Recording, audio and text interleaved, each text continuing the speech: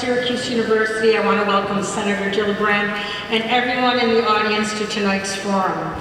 Before we begin, I would like to take a moment to talk about the format, but before that, I want to just say thank you for being here. It's been my pleasure and honor having known and worked with you for many, many years.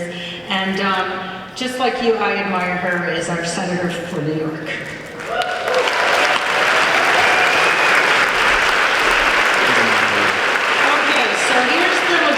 And then you'll get to hear from the Senator. First, we're going to ask that there be no signs in the room so that there are no visual disturbances for anyone in the audience. Secondly, I would like to ask everyone to please silence your cell phones and electronic devices. If you need to use your phone, please do so in the lobby or in the hallway behind the room. If you need a restroom, they're also in the hallway behind this room. In terms of format, upon checking in, all of you should have received 2 numbered raffle tickets, one of which was placed in the box that's here. Once the question and answer portion of the town hall begins, 3 numbers will be drawn at random from the box. If your number is called, please stand up and proceed to the aisles where one of the Senator's staff members will be standing with a microphone so that you may ask the Senator your question.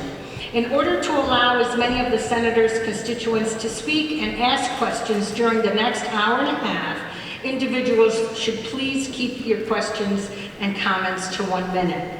We also ask that everyone be respectful of both the Senator and their fellow constituents, and please remain seated unless your number is called. The acoustics in this room can be challenging at times, so we ask that individuals do not interrupt when someone else is speaking. With that out of the way, it is now my great pleasure to introduce for her first town hall during this session of Congress, United States Senator for New York, Kristen Gillibrand.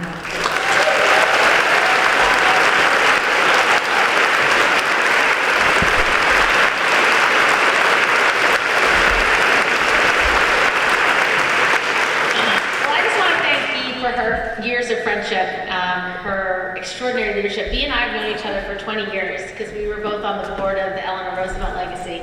And so our job when we were younger was to help women run for office locally, to run across the state for local office. And so Bea and I have shared this common vision of women in leadership for a long time. So thank you so much, Bea, for your leadership and your leadership here at Syracuse University. Thank you.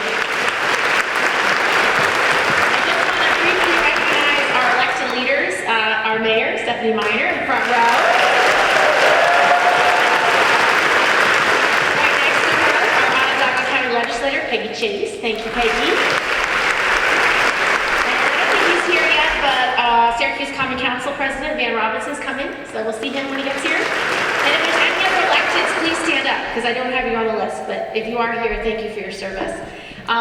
So I'm going to step away from this and talk to you a little bit about what's going on in Washington. And I know it is, I don't know how to say it, a crazy time. It's a time when a lot of people do feel dislocated, a lot of people do feel unrepresented, people feel like things are going awry and they don't really know which way to turn. This health care bill is at the center of people's worry right now. This is not working. Can I try something else? It sounds like a spaceship. Better. So this health care bill that we're debating in Washington, it's really harmful for New York. I can't tell you how terrible it is, and I'll explain why it's not a good choice for this country, and we can have a lot more conversation about it during Q&A. But the biggest problem with it is it doesn't guarantee everybody's covered. So maybe 22 million people might lose coverage. Hasn't been scored yet, so we don't know for sure, but probably that amount. It has no guarantees that you can access coverage if you have a pre-existing condition. So if you've ever had cancer, if you've had asthma, any diabetes, any kind of disease, there's no promise that you get affordable coverage. It's just, you may well not have any coverage. It's harmful to women. A lot of women rely on Planned Parenthood specifically for basic care, to get their cancer screenings, to get breast exams, to get birth control. So they will be left out without necessarily affordable coverage. It just doesn't allow for the Medicaid expansion that covered so many people in Syracuse, so many people across New York who need basic coverage, people who have very low income jobs, people who've been working hard their whole lives, who desperately need care, some seniors in nursing homes, people with disabilities. And so there's a real fear among New Yorkers that they're just not going to have access to health care. And that's a horrible fear, because everybody wants to be able to live, thrive, provide for their kids, live till next year. And so it's a real issue, and that's what's causing a lot of anxiety around certainly our state. This town hall is really important to me. I'm going to spend the next couple months going around the state meeting with constituents just like this, because I think it's a time when people really need to speak out. Our democracy only works when regular people stand up and demand action. That really demanding to be heard is so important. And so I'm going to try to do town halls across the state so people have that chance to come and visit, talk, share their ideas, tell me their concerns, tell me their worries, and hopefully I can bring some of those ideas back to Washington and serve you better. I can only serve you well if I hear directly from you, and that's what these town halls are all about. So I'm going to turn it over to all of you now, and you can ask questions. Bee's going to pick a number out so it's fair, and we'll answer as many questions as we can, and afterwards I'll take pictures. If anybody wants to take a picture, we'll take pictures. So I know the young people like that, right? I'm going to pick 3 tickets at a time. I'm going to just read off the last 4 digits.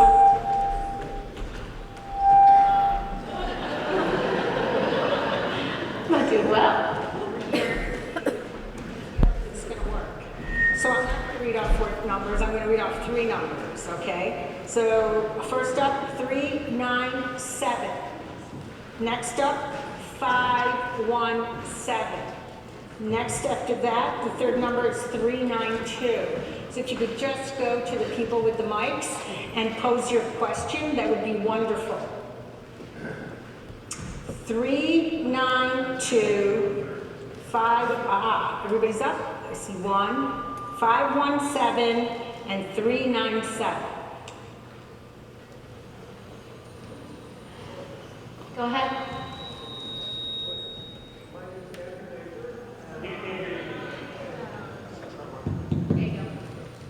My name's Andy Major. Thank you for coming to Syracuse. Like many other people, I'm deeply concerned about health care, but I want to push you a little as a Democrat. Part of why we're in this situation is that what the Democrats came up with Obamacare was a half solution.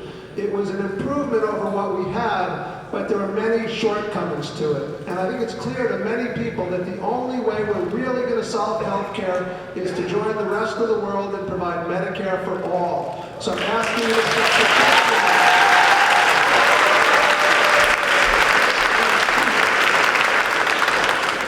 I agree with you. I think we do need a single payer system in this country. I think it would make an amazing difference if we could have Medicare for all.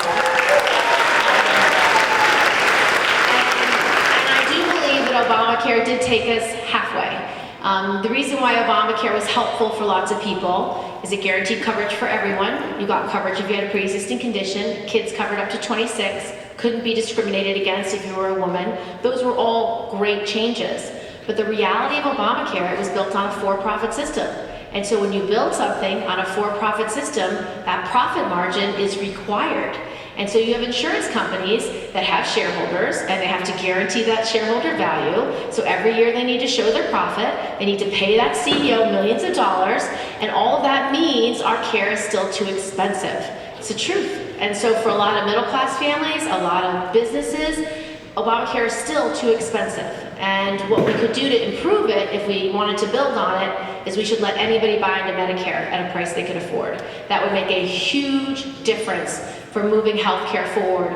But ultimately, we should be in a Medicare for all system, because that means everybody gets affordable, quality care without that profit motive, because the motive should be healthcare. It's not supposed to be profit. Healthcare should be a right, it should not be a privilege.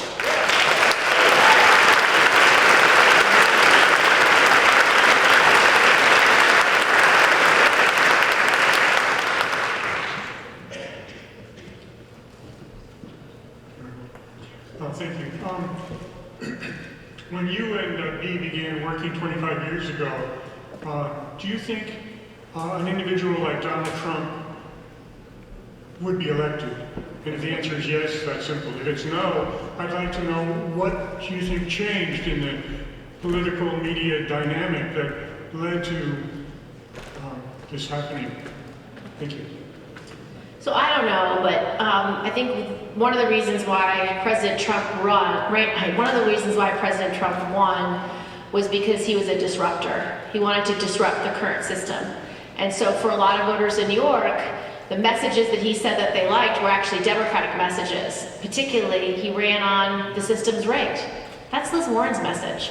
And people do believe the system's rigged, because in a lot of ways it is. It's not rigged for people who don't have money, who don't have power, who don't have access. Laws are written by lobbyists and the most well-connected and people who are focused only on profits. It's a fundamentally rigged system. And so when you talk about that, and you're someone who's been working hard your whole life and can't make ends meet, you know the system's rigged and it's not rigged for you.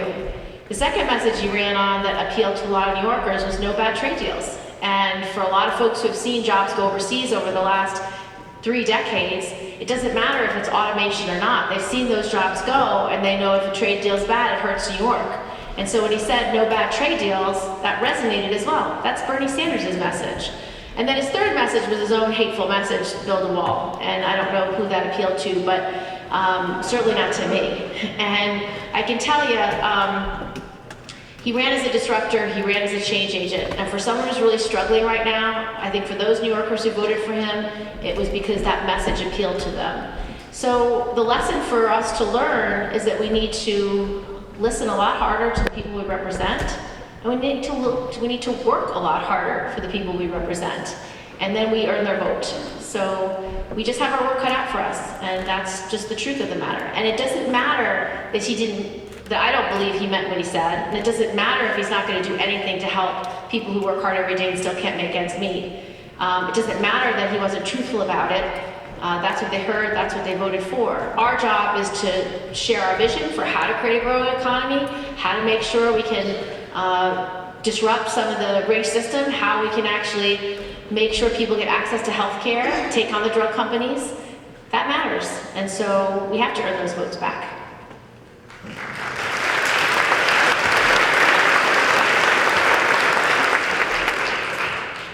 Do we have a third speaker, or should I call more numbers? Okay, next up, 496, 516,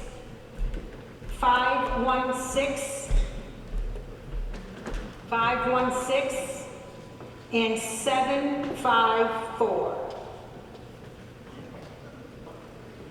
Back. That microphone? Thank you, Senator, for joining us. Even though our congressman doesn't have time to come here, we're glad that you have time.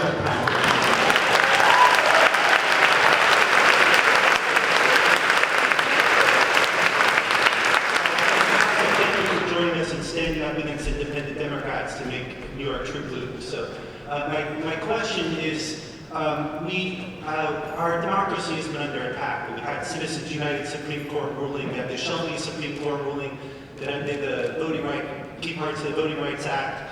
Now we have the Kobach Voter Suppression Commission that's working to do what it did in Kansas and make it harder to vote. We have them attempting to repeal the Johnson Amendment and allow religious organizations to contribute to elections. So my question is, what are you doing to respond to that? Things like defunding the Kobach Commission, and also what are some proactive things like automatic voter registration, restoring voting rights for formerly incarcerated people, overturning Citizens United, that's part of a proactive agenda that you're working to do? So a lot of Republican legislators have been working for the past 20 years trying to disenfranchise voters. And our best defense against each of these states that have done this is we've had really amazing lawyers filing lawsuits to unwind their actions. And I think we've won 9 out of 10 of those cases. And so it's an opportunity for people, and I can tell you all across New York, I can't tell you, people say, what can I do, what can I do? Well, a lot of you have a lot of talent and some time, and if you happen to be a lawyer, being active in that regard is really, really important. I've also heard that Eric Holder and President Obama are going to be focused exclusively on this issue not exclusive, they're going to be focused on this issue among other things going forward, and I think that's going to help as well to shine a light to it. I have a bill that I worked on over the last few years, fixing about 10 things that result in voter suppression, and I think the one that could pass, that could be bipartisan, is about voter registration, because there's states, red states like South Carolina, that have already passed laws that allow people to at least register online, so that when you get to a presidential election, when sometimes it's hard to vote because the lines are so long, there'll be less problems with registrations because it'll be more efficient.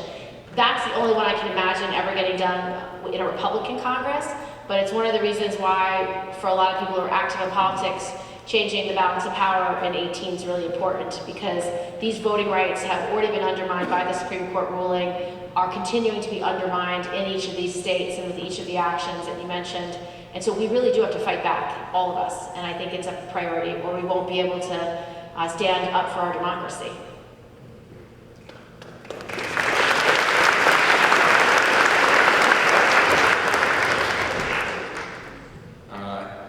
Hi, my name is Ty Gugarty. Thank you for coming to Syracuse. I'm actually going here next year, so it's pretty exciting. Congratulations. My question is in concern with the science policy of the United States government. In Donald Trump's proposal, he proposed a slash in funds to the National Science Foundation, and next year I'm planning on going for physics and computer science here. And my question is, what is your plan to be proactive and support the sciences in the United States to ensure that we are on the forefront of technological and scientific innovation? Well, the first thing I'm going to do is fight President Trump's budget, which slashes the NIH, which is our premier research institution that actually provides the grants and the funding to Syracuse, to other institutions across the United States and New York to do basic research and to do the kind of research that cures disease. And President Trump slashed NIH so severely that a lot of us on a bipartisan basis are working really hard to say, no, we are not only going to restore that funding, we're going to increase the funding for the NIH. And so I'm going to continue to advocate for that, which I think is really important. Also, making sure more young people can get interested in STEM subjects, because fastest growing industries, 8 out of 9 of them require proficiency in science, technology, engineering, and math. But only I think 2/3 of our high school students only have proficiency in those subjects. So we need to get more grade school kids interested in science and math. We need to make sure young girls and minority students are interested in math. And that's by encouraging them with hands-on learning, whether it's teaching the 5th grader to build a rocket or the 3rd grader to build a robot. It's really important that we get that hands-on learning. And so I have a number of bills that put money into our school systems to fund that kind of hands-on education, and then to fund teacher training to make sure our high school teachers have the proficiency they need. And then I had another bill that I might reintroduce, which was providing grants for college if you are going into STEM subjects, which I think it just helps our economy grow, because that's where the fastest growing entrepreneurialism and innovation is happening, and we want our young people to start those businesses, create those technologies, and build our economy.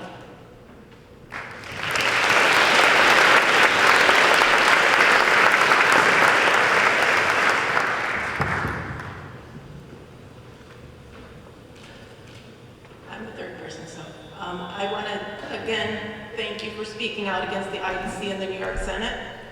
They have blocked many of bills that we were trying to get through that are progressive, and one of them was the Liberty Act.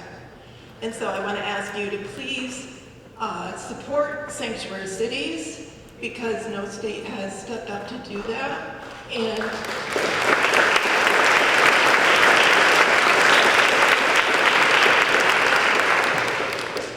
please oppose any of the bills that have been proposed that will weaken sanctuary cities. What was the Liberty Act that you mentioned? The Liberty Act would have made New York State a sanctuary state. Wow.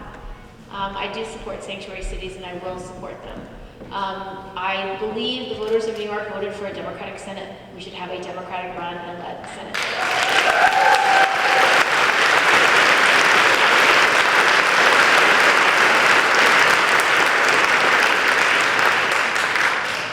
$449, $481,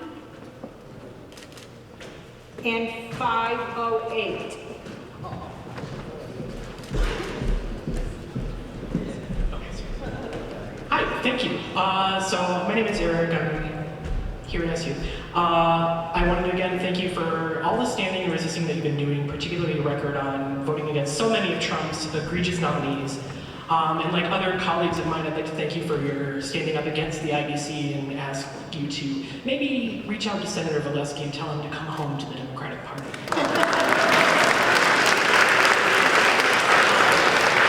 But I do have a question. So I'm a constitutional law person and I study courts a lot. And one of the things that we don't often talk about in the United States, we talk about criminal assistance for criminal defendants and assistance for in legal courts. But civil aid and civil access to the United States is the way that most people pursue their daily interactions with justice. If you have a landlord, you can't take them to criminal court. If you have a discrimination against you from any kind of business, you have to go to court to do that. And the courts in the United States do not provide enough assistance. The Legal Services Corporation is the #1 funder of many of these statewide initiatives, and the budgets have been slashed again and again and again. What can the Senate do to expand civil legal aid, to increase legal services funding in the United States beyond and even greater than the Legal Services Court? But that's a great place to start. So what are you going to do for civil legal aid in the United States? I didn't even know that was a problem, so thank you for sharing that with me. I think your advocacy is really important. It sounds like you have a lot of passion and maybe you could make the difference on that issue by asking more lawyers to do more pro bono work for civil cases. We really do have a very strong bar with the New York Bar Association, and when I was a young lawyer, I did a lot of pro bono cases. I worked on cases for women who were abused in the home. I worked on lead paint cases. I worked on not-for-profit groups that wanted to create not-for-profit so they could offer their services that way. So I think the solution might be from a lot of it from the private sector, asking young lawyers to help out in these civil cases. But I can look into whether there's any federal hook to provide more money to the state to do that. It might be something typically funded by the state. But it also sounds like a really good job for the bar associations. And I know the Women's Bar Association does a lot in New York State, so that might be another avenue to get the kind of support you need. Because it sounds like a real issue that I didn't really know about. So thank you for sharing that.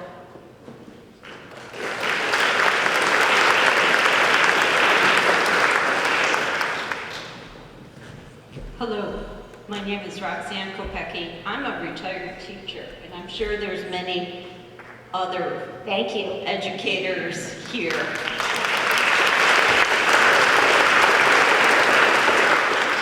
So of course my question is about the Department of Education. I was protesting outside the Department of Education yesterday.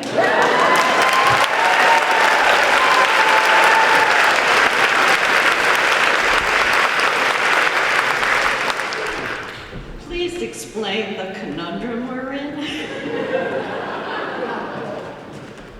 We needed one more Republican of courage to stand up and vote no for her nomination, which we were not able to get despite a lot of urging. She's really disconnected from our public schools, the challenges that our public schools have, the needs of our public schools, which is why I voted against her. She doesn't have the background or experience to lead them. She's particularly terrible on trying to end sexual violence on college campuses and is about to unwind the guidance that we've had in place on how to enforce Title IX and why Title IX is so important to keep campuses safe. So I'm really concerned that she's going to harm our students and harm our public schools in this country. She's just one of many of the appointments that President Trump has made that are harmful and not qualified for the jobs they're being asked to do. And so I think, again, this comes back down to advocacy. I think we really have to speak out. And the event I went to yesterday was amazing because we had a whole host of advocates who came out to talk about what sexual violence on college campuses means. And they read stories of survivors so that perhaps Betsy DeVos would listen and understand that, yes, it's important to protect those accused, but it's also important to listen to those who are survivors, because if you don't, justice is impossible for them. And we've had a serious problem over the last few decades of survivors getting no justice, not only being blamed for their rape, but then being retaliated by the institutions they reported to because they reported it. So I share your concern, and we need to speak out, and we have to really push back loudly across all forms of media to demand what needs to be done to make our public schools stronger.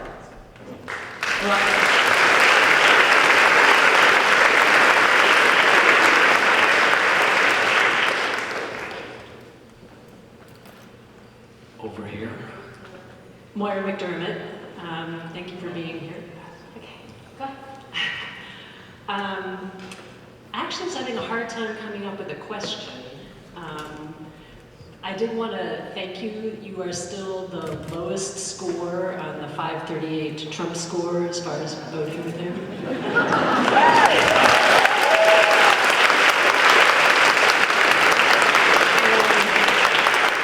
I'm a mathematician here at SU, and there are some mathematicians who are working on using math to fight gerrymandering.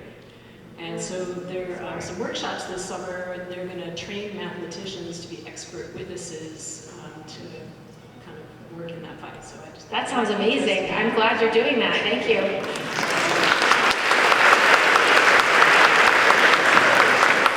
question I have is, like, what can I do as a New Yorker? Let's say, what would be the most effective thing as, you know, one person from New York Can do. to fight the healthcare bill?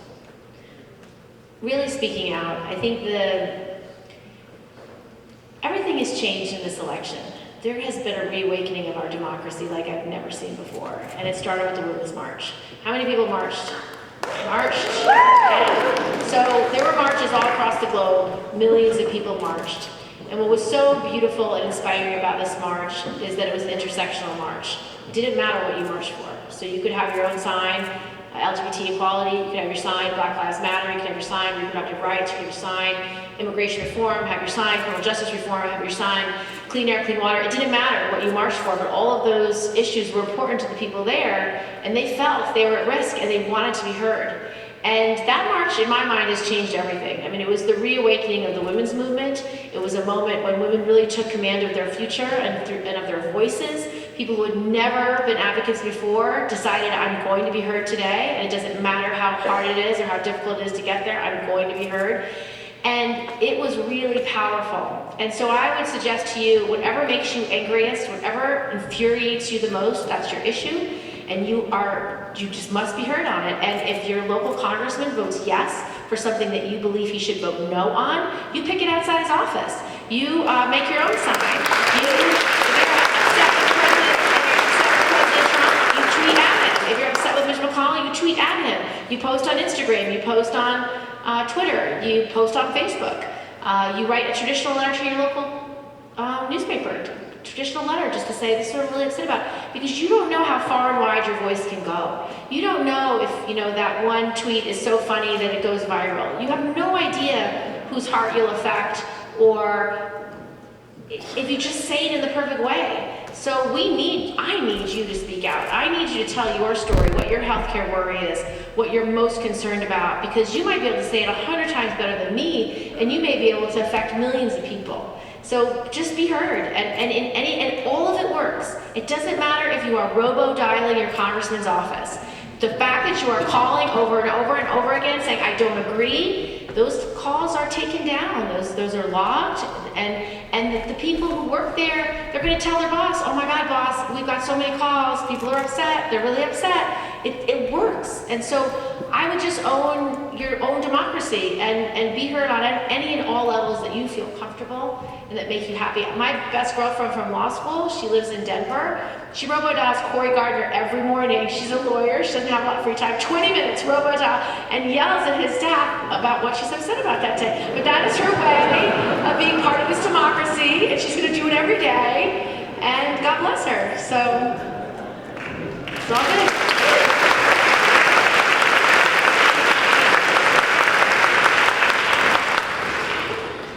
Hi, over here. My name is Steve Haynes. I'm a professor across the street at Upstate Medical University, and I'd like to follow up on the gentleman's question from over there. So a lot of people would argue that the reason the United States is a leader, both economically, militarily, and in biomedical research and medicine is because of the massive influxes of basic science funding since World War II. As you know, the budgets for science funding have been pretty flat since about 2003, and I know that you support, and in fact the entire New York State contingency supported increases in funding for NIH, et cetera, et cetera. So what is it that makes this so difficult to convince your colleagues in Congress that we don't support science in the way that we should to strengthen the country in essentially every way? So I think a lot do agree. If I'm not wrong, the House voted on a measure yesterday that increased NIH funding. So I think that's true, correct? Yeah. So there's a movement across the country on this very issue, urging members of Congress to support NIH funding and to increase the bill. President Trump is very out of touch, and so he doesn't understand the importance of it, and his whole budget didn't reflect the priorities of most communities in the United States. And that's one of the indicia. So I think we just keep speaking out, and you as someone with a significant background about the importance of this, you're a perfect person to write a letter to the editor or to urge doctors and people in the medical community and the research community to do a letter to the president. Because your voices really do matter and your perspective is very powerful.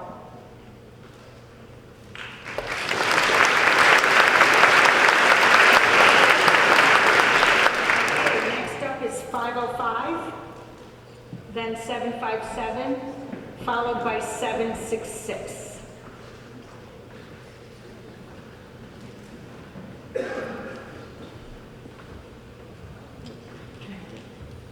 Thank you. Hi, I'm Mary Ann Millar, and I'm a gynecologist with Upstate at Community Campus. So the one thing that keeps me up at night is this healthcare process and this bill that I think could be devastating to my patients.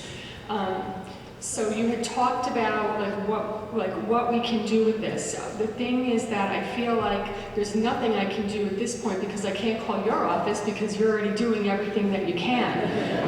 And I feel like if I call like Mitch McConnell's office or Ryan's office, that they're not going to care what I say because I don't live in their district, and I've heard that that's really important. So that's one of my concerns, and I wonder what specifically can I do? And then the other thing that no one else has talked about now is Russia. That's the other thing that keeps me up at night. And do you have confidence in Robert Mueller that he's going to come to a conclusion about this and it's going to be fair, and that if Donald Trump and his family have been found to be colluding with the Russians, that something's going to be done? I do. First, and then we'll do Russia. So with your background and your knowledge, I think if you wrote an article or a statement or some stories and posted it, it would definitely be read by many people. And if you write it really well, maybe millions of people.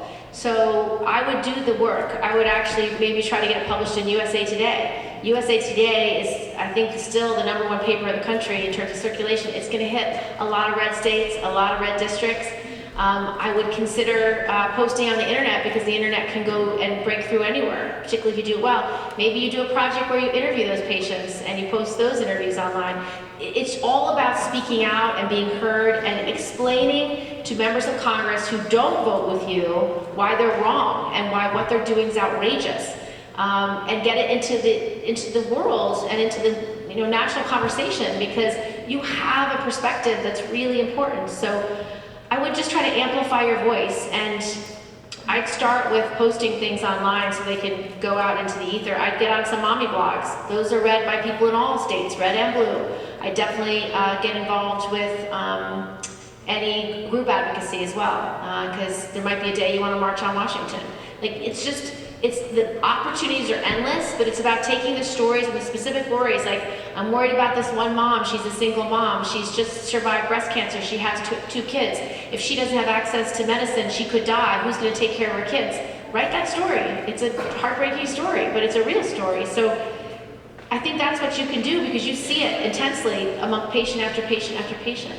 And maybe if you have one story that breaks your heart the most, ask that patient to speak out. Maybe with your help. I think that's meaningful. I think it changes everything.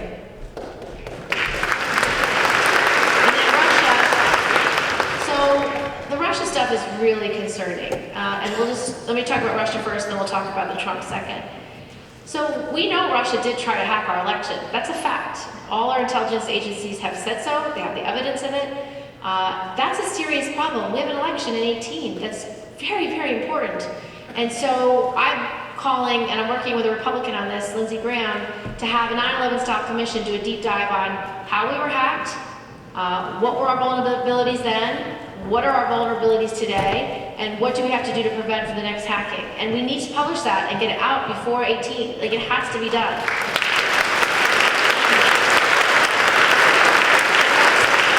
That's one half. And then the second half is these investigations. I do have faith in Robert Mueller. I think he is a public servant first.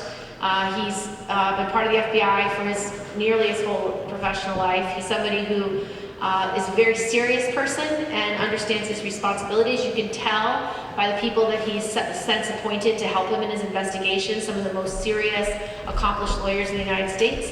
So he is going to do this investigation. He had, last week heard he had 3 open investigations, one on Manafort, one on Page, one on Flynn. He opened a 4th investigation on obstruction. Whether he opens one on the Trump children, I don't know. We don't know.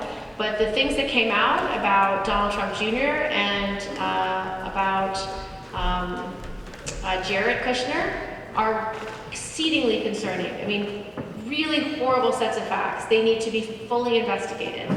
And I believe he will do these investigations, and if he finds wrongdoing, I believe he will follow with indictments.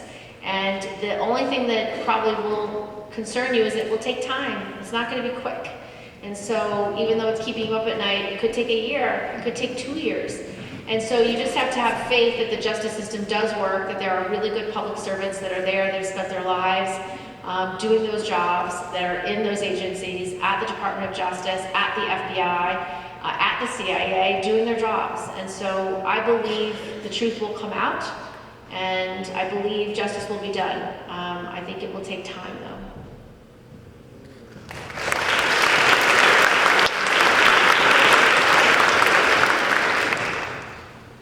Thank you for being here. I'm Tanya Dugan. I'm the local group lead for Moms Demand Action. Thank you. Thank you for your leadership on common sense gun solutions to end gun violence. The last time you and I saw each other was at your gun trafficking roundtable here. The gun lobby's top priority right now in this Congress is a policy that would force our communities to allow concealed loaded handguns carried by people from states with low or no permit standards, including people who have committed violent crimes or domestic abuse, and people with no firearm training. I would like to know 2 things. Can we continue to count on you as a gun sense leader and put our safety above the agenda of the DC gun lobby? Yes. It was kind of a given. And also, besides joining our local gun violence prevention groups, what can we as citizens of New York do to add our voices to say that concealed carry reciprocity is not okay with us? It's not okay with me either, and it's not okay with millions of Americans.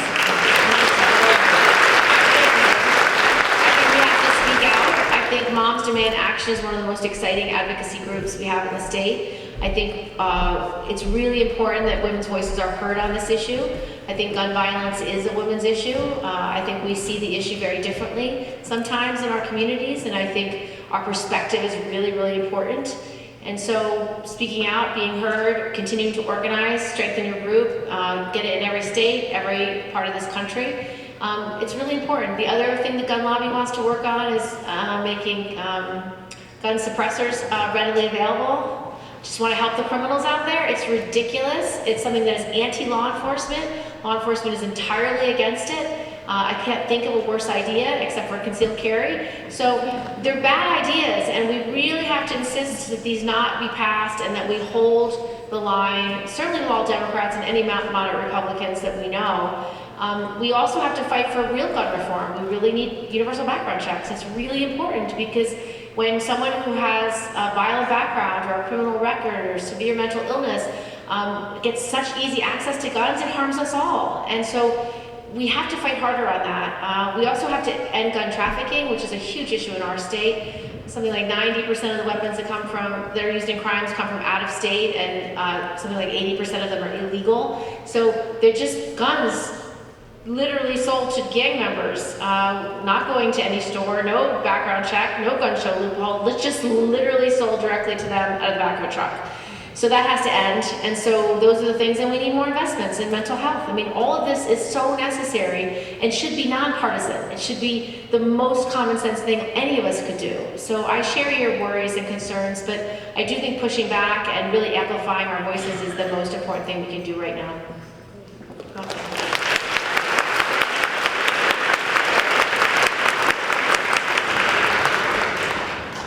Hello, over here. So I'm Richard Veenstra. I'm also a scientist, so welcome to University Hill. I'm a scientist, or Steve Haynes is just a few blocks away. So my question's really been asked twice already, and I thank you for your support for NIH and NSF and scientific funding federally. One comment I'll make is that since 2003, in real dollars, federal funding for NIH has decreased by 19%. So just to get back to where we were, we need a 19% increase from where we are now. So we're moving in the right direction, but we need to continue that. So I'll ask one question, and that relates to the opioid epidemic. So right here in Syracuse, we've had 3 people die in an emergency department at University Hospital from taking Imodium, which until an ER doc came to talk to me, I didn't know it was an opioid. And so people desperate that can't find prescription drugs or heroin or some other source have learned that they can go out and get a 100-pill bottle of Imodium and take the whole bottle. Oh no. And they don't die from respiratory arrest, they die from heart attacks. And naloxone doesn't rescue these people.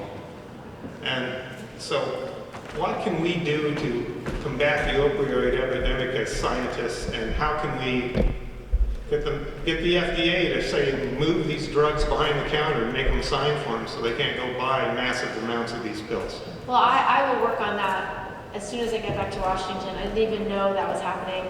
The opioid epidemic is so serious and so severe, but a lot of people are responsible, and we need to have better accountability. We have to have accountability with the drug companies, who I think marketed a lot of these drugs, to doctors, to pediatricians, to inform doctors about the addictive nature. There's classes of patients that should never be given opioids. I don't know why you would ever give a kid who gets his wisdom tooth out a 30-day supply of Percocet. Why would you do that? If he takes that entire 30-day supply, he may be addicted for the rest of his life. He may be forever an opioid addict because the doctor gave him a prescription for too many pills that he didn't need. He probably could have done fine on extra-strength Tylenol. So there's a huge problem here that we need clarity, we need accountability, we need participation by the drug companies. I read a stat today that said that there's enough prescriptions for opioids in America today, that there's enough for every adult in America to have their own bottle. That's disgusting. That's what corporate greed looks like. I have to tell you, that is disgusting.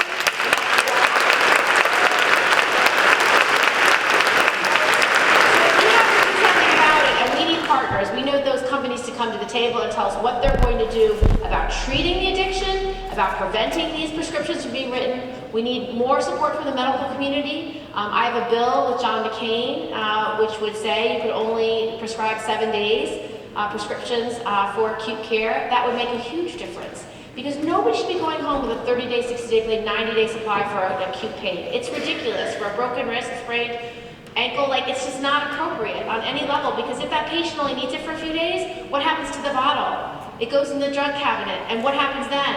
It's borrowed, taken, used by the child in the household, the grandson in the household, someone who then gives it to his friend or sells it to his friend, or worst case, sticks it in a bowl at a party and kids take it and don't wake up the next morning.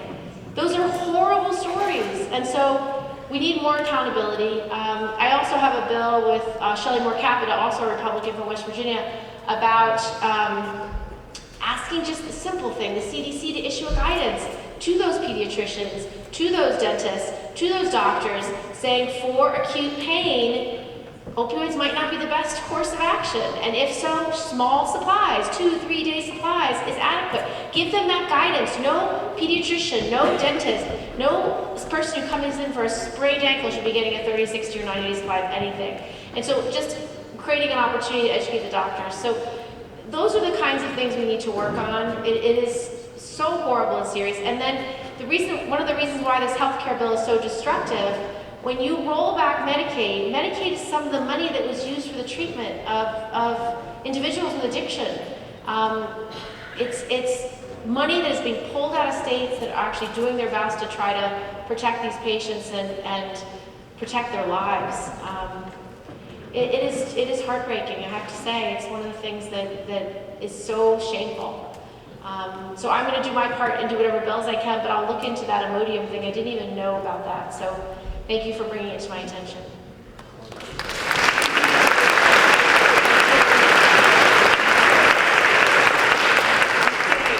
The next three are the three lucky people who get to ask the last questions of the evening. So first up, 375. Next we have 585 and 787.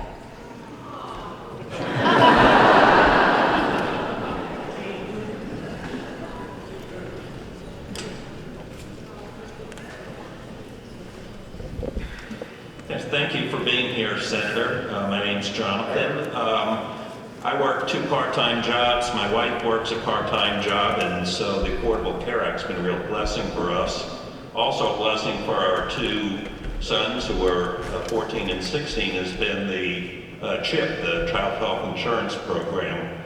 I understand that's coming up for reauthorization, and I really haven't heard much about it. Can you let us know what's going on with that and what the likely funding status for that is? And if it's on the chopping block, let's make a lot of noise about it.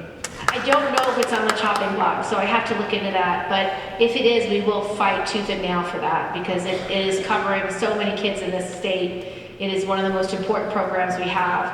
And, you know, we have high poverty rates across this state where we have, in some cities, I was just in Rochester, 50% of the kids in Rochester are living in poverty. That's, yeah. Want to speak up? Go ahead. You can speak up.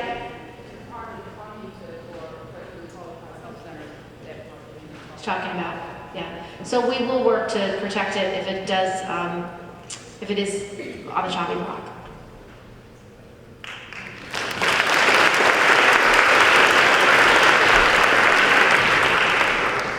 Hi, my name is Katie, and I'm a senior at SUNY College of Environmental Science and Forestry, just on the other side of the Pacific. Is about the climate Paris Accords and Donald Trump's signal that he's going to remove the United States as the signatory of that. Climate change is, I believe, and a lot of people believe, the greatest threat going forward to my generations and generations that come after me.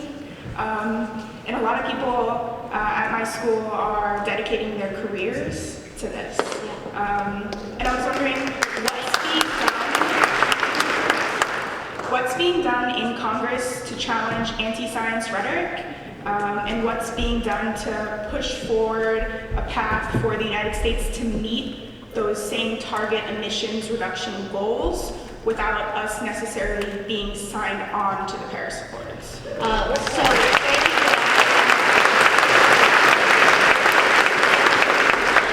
I agree with your assessment that global climate change is certainly one of the greatest threats that face the next generation and the generations thereafter.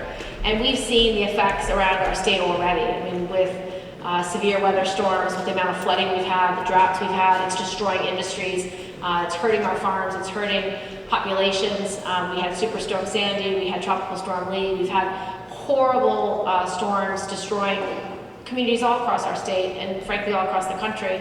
If you look at how climate change has affected the country. I think there's some real leadership coming out of this country right now. Our governor, other governors across the state have said we're going to meet our goals. We have mayors across the country saying we're going to meet our goals. And so I think the leadership that's coming out of other states and leadership across the country is real. And I think they are going to try to meet our goals. And I think there's enough of them that they actually can.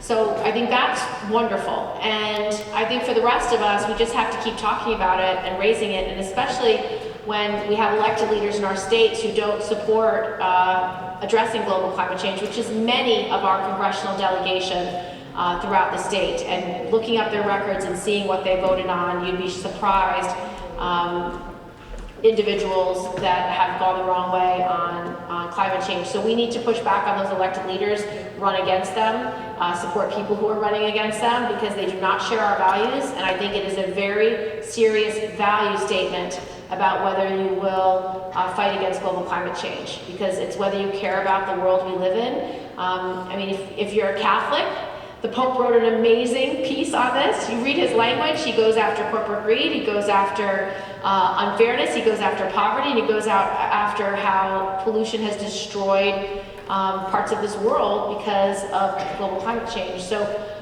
we really should speak out on all platforms on this issue. I think it is fundamental to our democracy, but also to our values and our morality. I think it's a moral issue. So I hope everyone speaks out.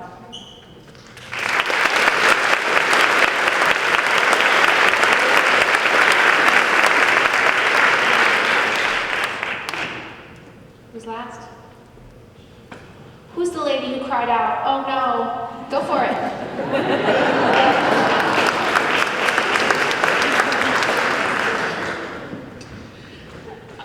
I have so many questions I want to ask. Pick your favorite. Come back soon, I will. I will.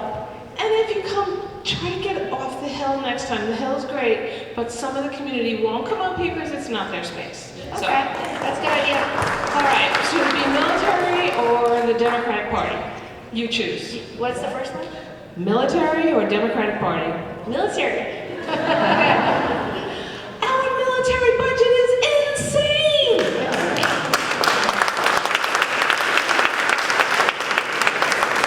The rest of the world needs us to cut back. All of us need to cut back.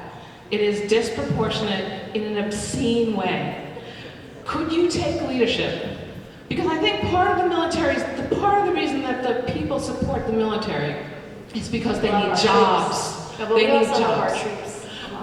This is not about loving the troops. We all love the troops. This is about cutting down the military by perhaps transforming it in a way that makes sense for us. We already have the money there. We have needs piling up in our infrastructure.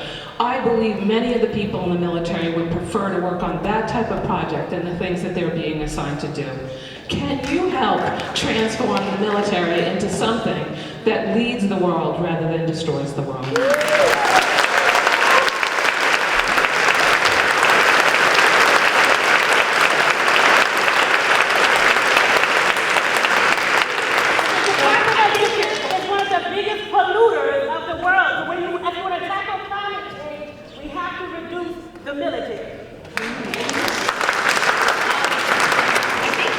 Is quite a wise one because it is about priorities. And for my part, we've had a few votes on the military authorization bill over the past few years, and one of the things that John McCain kept doing over and over again was going over a budget. So we put sequester in place, which I voted against because that was a horrible idea.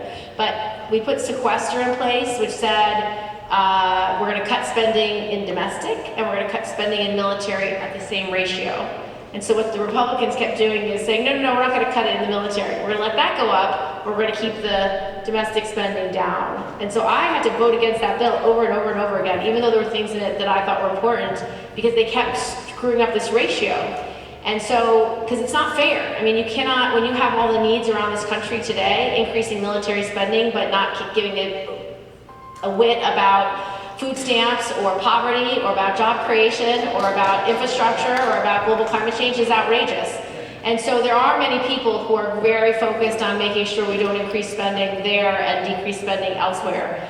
But I think your question's far broader about how does our military enhance humanity, and how do we keep us safe in a way that is positive and additive. And I think that's really important. And I think one of the things we should look at right now is how do you reform the military to be the kind of fighting force we need for this time. I mean, one of the chronic problems of military spending is you're always fighting the last war.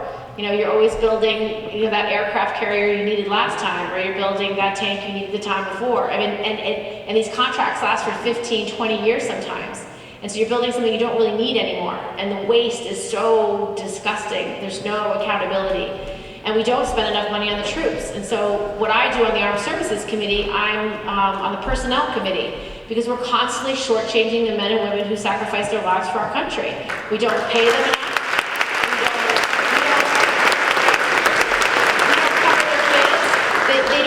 So we have healthcare reform in this country. They were trying to deny men and women in the military the same healthcare rights that we had. If your kid had autism, they wouldn't even let you get applied behavioral therapy for your kid.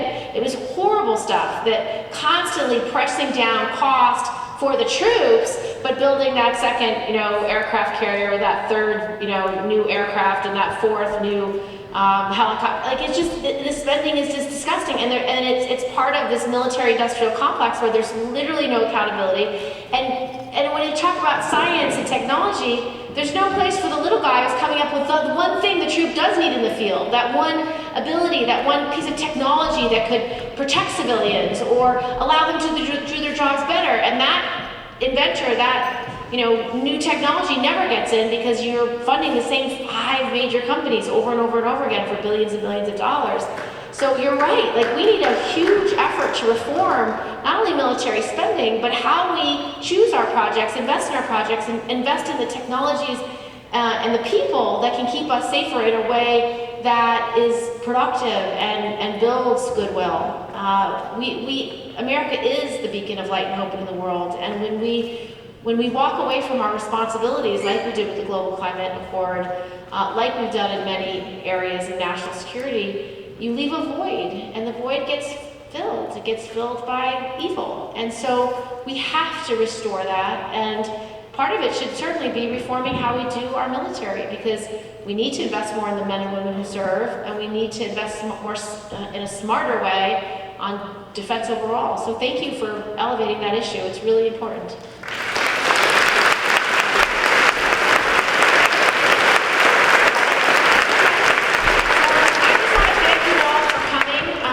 Tell you how much I appreciate your presence.